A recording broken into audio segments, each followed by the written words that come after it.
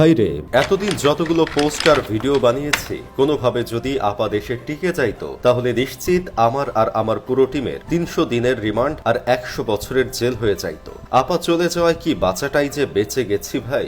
এখন তো মুখ খুলে দুইটা কথা বলতে পারতেছি, তখন মুখে লাল কাপড় গুজে দিয়ে আর চোখে কালো কাপড় বেঁধে দিয়ে ফালাইয়া রাখতো আয়না ঘরে। জানি এখন অনেকেই আয়না ঘরের মানে জানেন না, তাদের জন্য বলি আয়নাঘর হচ্ছে সরকারের সেই টর্চার ঘর যেখানে সরকারের যাকে নিজের জন্য ক্ষতিকর মনে হয় তাকে সেখানে বন্দী করে রাখা হয় আর টর্চার করা হয়, যেখানে বাথরুমে যাওয়ার সময়ও নাকি চোখ বেঁধে নিয়ে যাওয়া হয়। আমি তো ১ মিনিটের জন্য সেখানে থাকতে পারতাম না। ১ মিনিট পর পর ফেসবুক ইউটিউবে উকি মারা পোলাপানের মধ্যে আমি একজন। আয়নাঘরের মতো একটা জায়গায় এসব ছাড়া কেমনে থাকতাম। পোলাপান যেই পরিমাণ পোস্ট করছে, সরকারের তো প্রায় সবাইকে নিয়েই বিপদ ছিল। যদি সবাইকে ভরে দিতে চাইতো তাহলে দেশে আরো কয়েকটা আয়নাঘর বানানো লাগতো। তবে আপার জন্য খারাপ লাগছে, এত বছর ধরে এত বড় একটা সাম্রাজ্য তৈরি করলো, কিন্তু যাওয়ার সময় একটা শাড়ি সাথে নিয়ে যেতে পারলো না। আসলে যাওয়ার সময় কিছুই সাথে নিয়ে যাওয়া যায় না, এই জিনিসটা কাউকে আবার বোঝানোও যায় না। এখন স্বাধীনতা পেয়ে আরেকজন বস্তা ভরার জন্য রেডি হয়ে আছে। দেশের অবহেলিত ক্রিকেটার ইমরুল ব্রো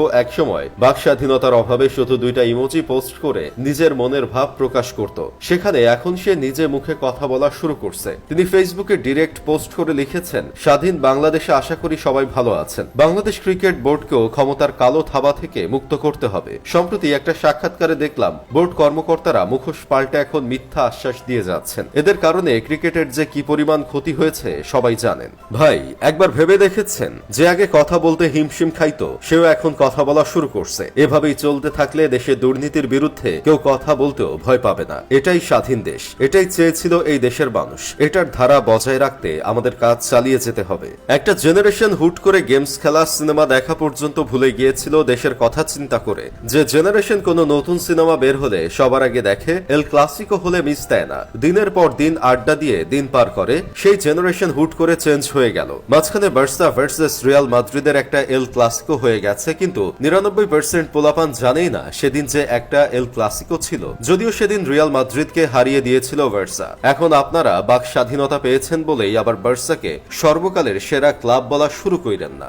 আরেকদিকে ম্যান সিটি ছেড়ে দিয়েছে আর্জেন্টাইন ফুটবলার যে অ্যাথলেটিকো মাদ্রিদে চলে গেছে। এটার খবরটা পর্যন্ত কোনো আর্জেন্টাইন ভক্তরা রাখে নাই, যারা সারাক্ষণ এসব নিয়েই পড়ে থাকতো। দেশের জন্য তারা কতটা চিন্তিত আর সিরিয়াস ছিল ভেবে দেখেছেন? এখন পর্যন্ত তারা দেশ সংস্কারের কাজে লেগে আছে, দেশের ট্রাফিক সামলাচ্ছে, দেশ পরিষ্কার করছে, যা লিখেছিল দেয়ালে সেগুলো মুছে দিয়েছে। দেশের মানুষও তাদেরকে হেল্প করছে, তারা খেয়েছে কিনা সেই খবর নিচ্ছে। দেশে যেন শান্তি চলে এসেছে, মানুষ যেন মুক্তি পেয়েছে কারাগার থেকে।